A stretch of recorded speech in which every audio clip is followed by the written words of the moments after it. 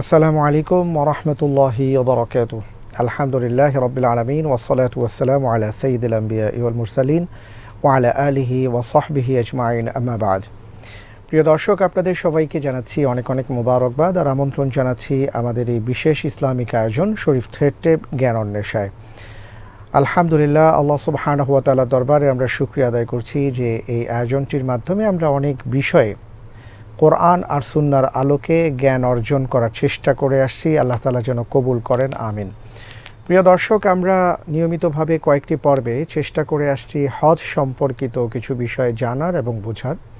আমরা অনেকেই আলহামদুলিল্লাহ যাচ্ছি, এবছর যারা যাবেন রব্বুল আলামিন যেন সকলের হজকে হজ্জে মাবরুর হিসাবে কবুল করেন, আমিন। প্রিয় দর্শক, আমরা আজকে এই বিষয়ে কথা বলবো আর আমাদের মাঝে উপস্থিত হয়েছেন বরাবরের মতন আজকের পর্বেও আমাদের ওস্তাদ, প্রিয় ব্যক্তিত্ব মোহতারাম ডক্টর মোহাম্মদ আব্দুল্লাহ জাহাঙ্গীর। আসসালামু আলাইকুম ওয়া রাহমাতুল্লাহ। ওয়া আলাইকুম আসসালাম ওয়া রাহমাতুল্লাহি ওয়া বারাকাতুহু। শেখ কেমন আছেন? আলহামদুলিল্লাহ, আপনি কেমন আছেন? আলহামদুলিল্লাহি রাব্বিল আলামিন, আল্লাহর মেহেরবানিতে ভালো আছি আলহামদুলিল্লাহ। শেখ, বিগত বেশ কয়েকটি পর্বে আলহামদুলিল্লাহ খুব চমৎকারভাবে আপনি হজ সম্পর্কে এবং হজের পাশাপাশি আরও কিছু বিষয় রয়েছে, মদিনাতে যাওয়ার পরে আমাদের কী করণীয় সে সম্পর্কে আপনি তুলে ধরেছেন। শেখ, গত সপ্তাহে আমরা মদিনার সম্পর্কিত কিছু আলোচনা শুনেছিলাম, যেখানে উঠে এসছে যে আমরা এমন অনেক কিছু করে ফেলি যেটা আসলে উচিত নয়, যেটা বিদআহ হচ্ছে। তো আমার এই মুহূর্তে আরও একটি প্রসঙ্গ মনে এসছে যে অনেককে দেখা যায় যে মদিনাতে গিয়ে ওনারা খালি পায়ে হাঁটাহাঁটি করেন এবং বলেন যে রাসূলের শহর, সেখানে কিভাবে স্যান্ডেল পায়ে দিয়ে হাঁটবো। তো এই যে আদবের কারণে এই কাজটি করেন, এটা কি ঠিক আছে? আলহামদুলিল্লাহ ওয়া সালাতু ওয়াস সালামু আলা রাসূলিল্লাহ ওয়া আলা আলিহি ওয়া আসহাবিহি আজমাইন, আম্মা বা'দ।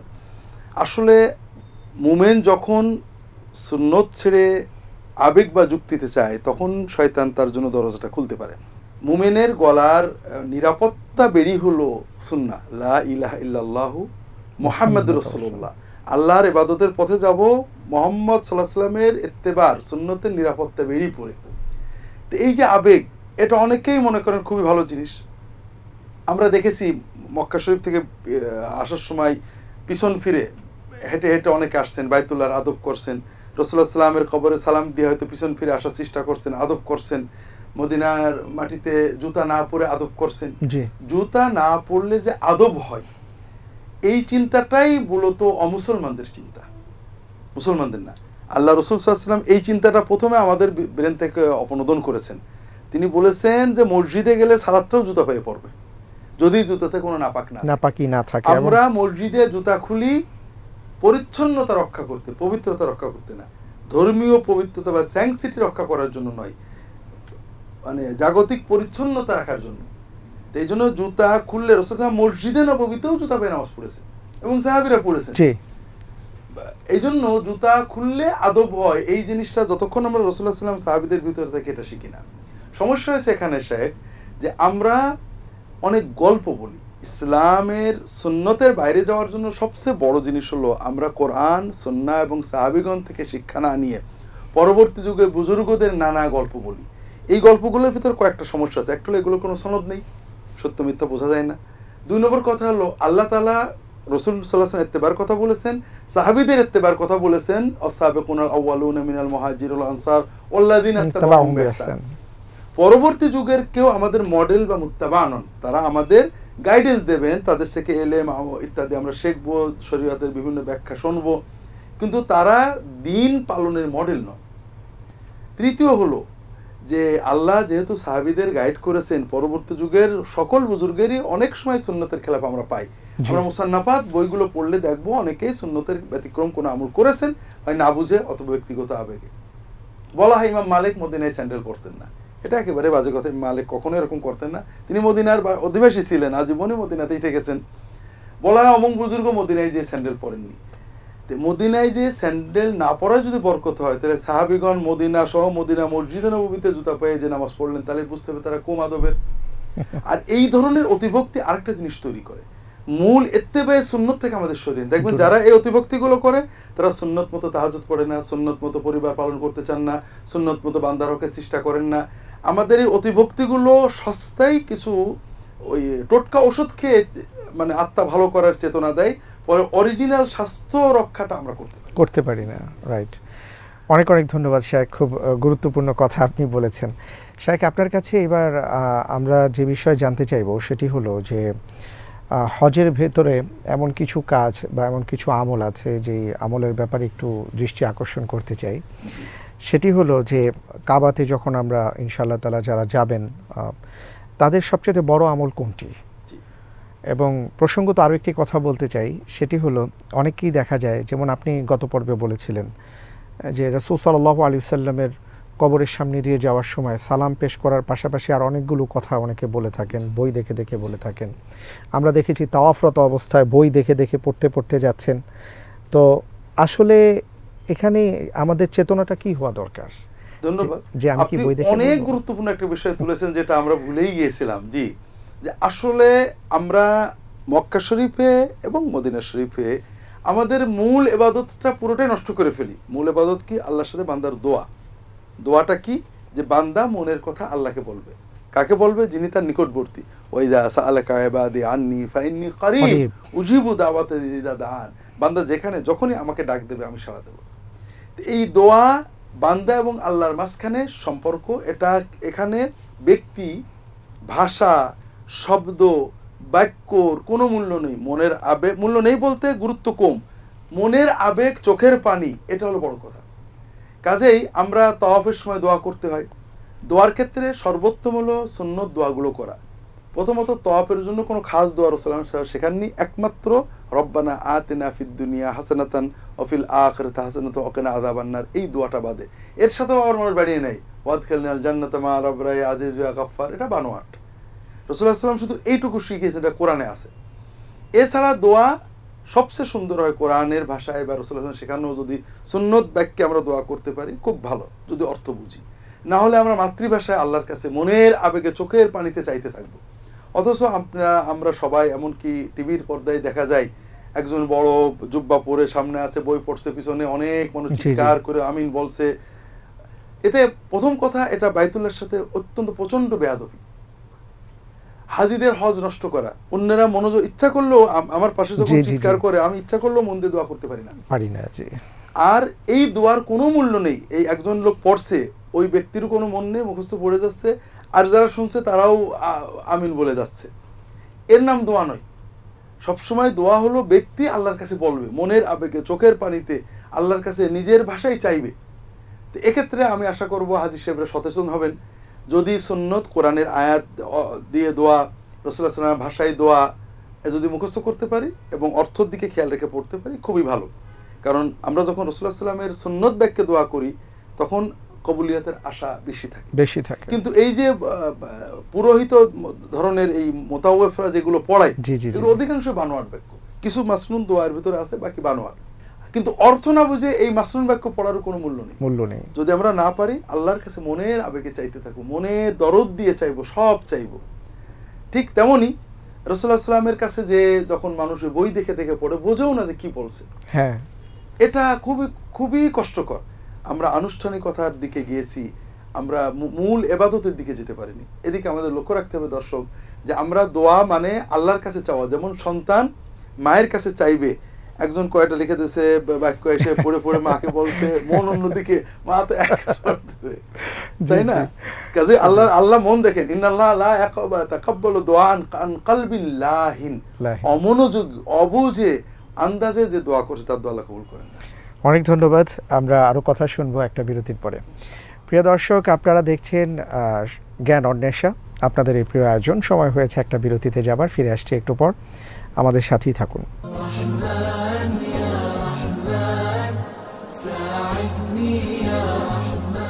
বিরতির পর আপনাদের সবাইকে সাদর আমন্ত্রণ জানাচ্ছি শরীফ থ্রেড টেপ জ্ঞান অন্বেষায়। প্রিয় দর্শক, আমরা কথা শুনছিলাম যে কাবা এবং মদিনাতে গিয়ে আমরা কি করব এবং কি করব না সে সম্পর্কে শায়েখ বলছিলেন কোরআন আর সুন্নাহর আলোকে।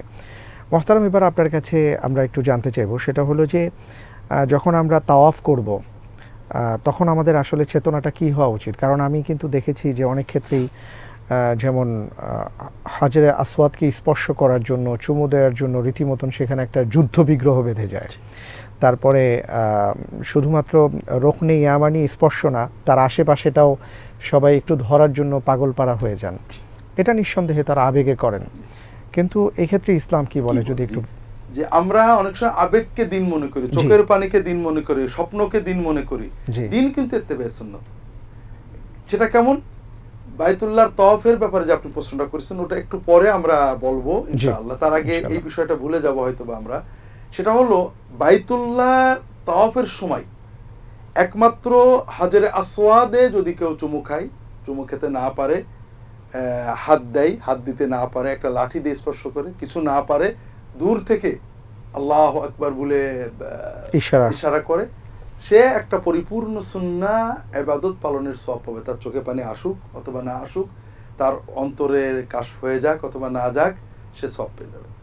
আর ওই হাজারে আসওয়াদ পার হওয়ার পরে পুরো বাইতুল্লাহর সকল দেওয়াল যদি সে জড়িয়ে ধরে গায়ে বেলায়, চোখের পানিতে বুক ভেসে যায়, তার কাশফ খুলে চলে যায়, অন্তর দিয়ে অনেক কিছু দেখতে থাকে, এটা তার ব্যক্তিগত অনুভূতি মাত্র। এখানে এক পয়সাও সওয়াব হবে না। সওয়াব ইবাদত হলো ইত্তেবা সুন্নাত।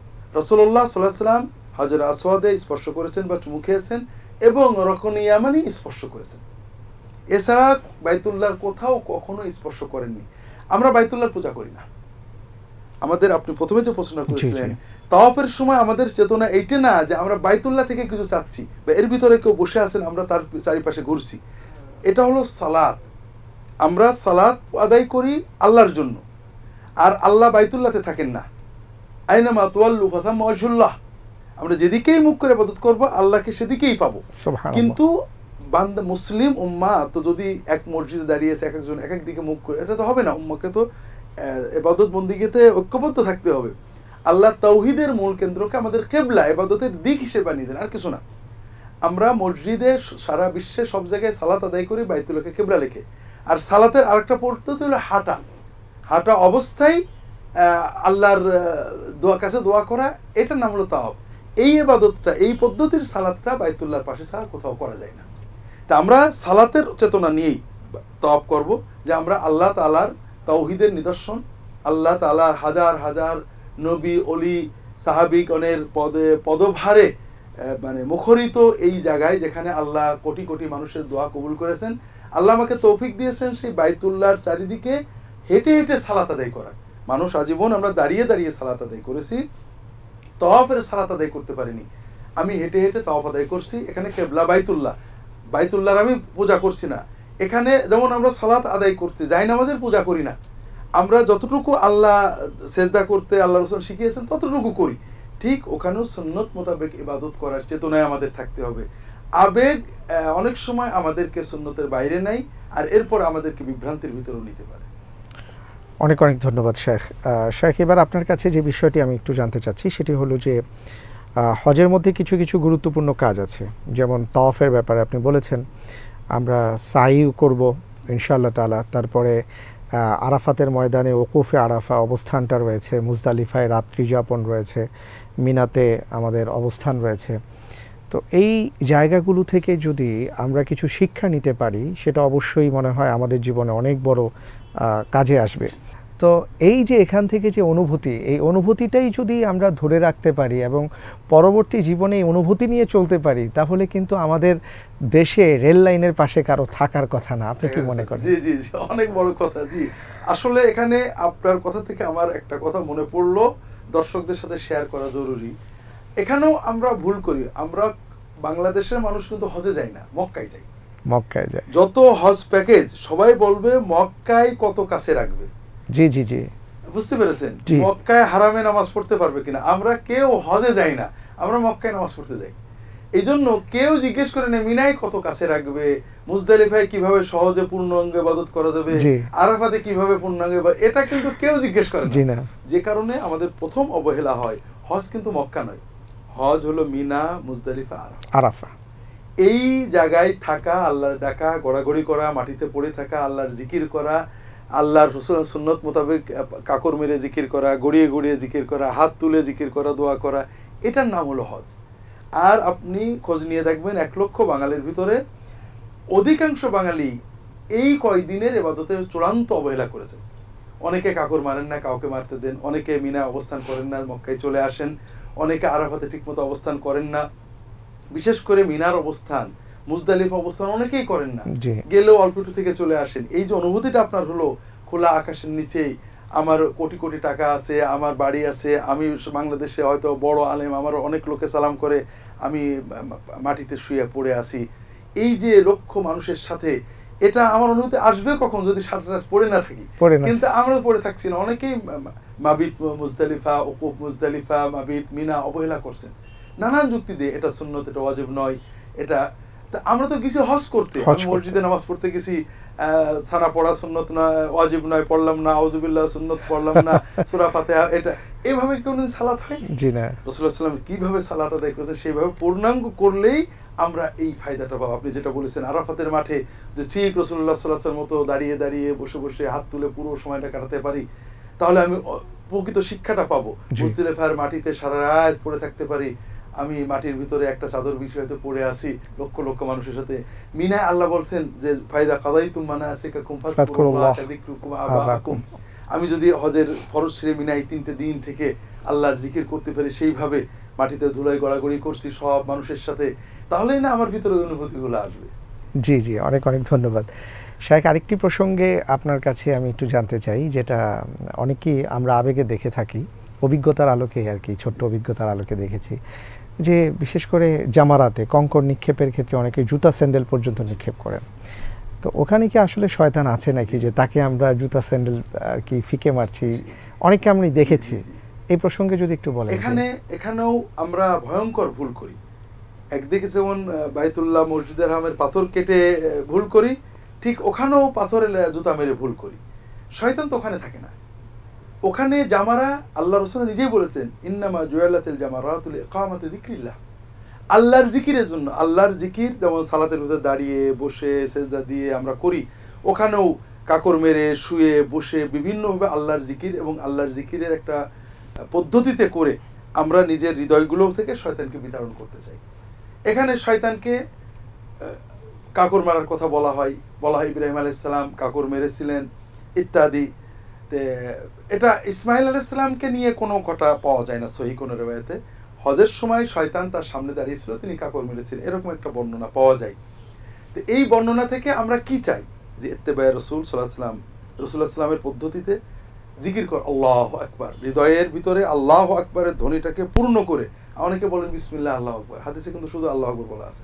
আচ্ছা, আল্লাহু আকবার এই কথাটা 7 বার আমি বলবো, 7 বার আমি ছোট্ট কাকর রাসূলুল্লাহ সাল্লাল্লাহু আলাইহি ওয়াসাল্লামের পদ্ধতিতে মারবো।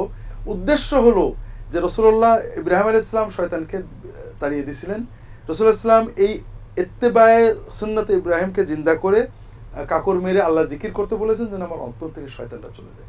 এখানে আমরা কয়েকটা ভুল করি শেখ। একটা হলো যে মনে করি শয়তানকে মারলাম, আর এই চেতনায় মূল ইবাদত হয় না, অর্থাৎ জিকিরটা হয় না, একটা আক্রোশ প্রকাশ পায়। তৃতীয়, আমরা এখানেও যে ভয়ঙ্কর ভুলটা করি, আমি অনেক হাজিকে বলেছি একটু ভিড় কমলে যাবেন, প্রথম জামারার পরে দ্বিতীয় জামারার পরে রাসূলুল্লাহ সাল্লাল্লাহু আলাইহি ওয়াসাল্লাম অনেক সময় দাঁড়িয়ে চোখের পানিতে বুক ভাসিয়ে দোয়া করেছেন, আপনি দোয়া করবেন। কিন্তু সবারই চেতনা কত আগে জামারাতটা মেরে ফ্রি হওয়া যায়।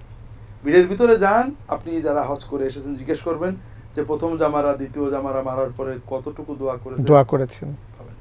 অথচ এটা দেখবেন সে গারে হেরাই যে দোয়া করছে, গারে শহরে যে দোয়া করছে, যেখানে রাসূলুল্লাহ কখনো যাননি, কখনোই সাহাবীরা সেখানে যে দোয়া করেন, এটার সাথে হজের কোনো সম্পর্ক নেই, দিনেরই কোনো সম্পর্ক নেই। আমি দেখতে যেতে পারি রাসূলুল্লাহ এখানে নবুয়ত আসছিল, ওখানে যে দোয়া করলে কবুল হবে, সাহাবীরা কখনো যাননি, আমাদের ইমামরা কখনো সেখানে যাননি যে দোয়া করেননি। দোয়া যেখানে রাসূলুল্লাহ করেছেন, সাহাবীরা করেছেন, দাঁড়িয়ে চোখের পানিতে বুক ভাসিয়ে দিয়েছেন, সেখানে আমরা দোয়া করছি না। তো এই জন্য জামারাতে যে একদিকে আমরা এই আবেগে শয়তান তাড়াই না, শয়তানকে ভিতরে ঢুকিয়ে ফেলি, আর একটা হলো প্রকৃত ইবাদত থেকে বঞ্চিত হয়ে যায়। অনেক ধন্যবাদ শাইখ, আসলে অনেক চমৎকার কথাগুলো আপনি বলছিলেন, যেটা অবশ্যই আমাদের সম্মানিত দর্শকদের কাজে আসছে আলহামদুলিল্লাহ। আজকে আমাদের হাতে সময় নেই, বিদায় নিতে হচ্ছে, আমরা ভবিষ্যতে আরও জানবো ইনশাআল্লাহ আপনার মাধ্যমে। জাযাকাল্লাহ। বারাকাল্লাহ। আলহামদুলিল্লাহ। প্রিয় দর্শক, আমরা অত্যন্ত চমৎকারভাবে মোহতারামের কথা শুনলাম হজ সম্পর্কিত। যে সকল হাজি ভাই এবং বোনেরা যাচ্ছেন বা গিয়েছেন, আপনাদের কাছে আমাদের অনুরোধ থাকবে যে আপনারা অবশ্যই সেখানে যেই ইবাদতগুলো করার কথা বা যা যেভাবে করার কথা অবশ্যই ভালো করে একটু জেনে বুঝে সহি সুন্নাহ মোতাবেক করার চেষ্টা করবেন ইনশাআল্লাহ তাআলা। আল্লাহ তাআলা আমাদের সবাইকে সেই তৌফিক দান করুন, আমিন। এবং অবশ্যই যারা যাচ্ছেন আপনারাও আপনাদের দোয়ার মধ্যে আমাদেরকে শামিল রাখবেন। আমাদের শাইখও যাচ্ছেন, আমরা আপনার কাছে দোয়ার প্রত্যাশী, দোয়া করবেন আমাদের জন্য। প্রিয় দর্শক, আবার ইনশাআল্লাহ তাআলা আপনাদের সাথে দেখা হবে। রব্বুল আলামিন সে পর্যন্ত আমাদেরকে ভালো রাখুন, এই প্রত্যাশায় আজকের মতন বিদায় নিচ্ছি। আল্লাহ হাফেজ। আসসালামু আলাইকুম ওয়া রাহমাতুল্লাহি ওয়া বারাকাতুহু।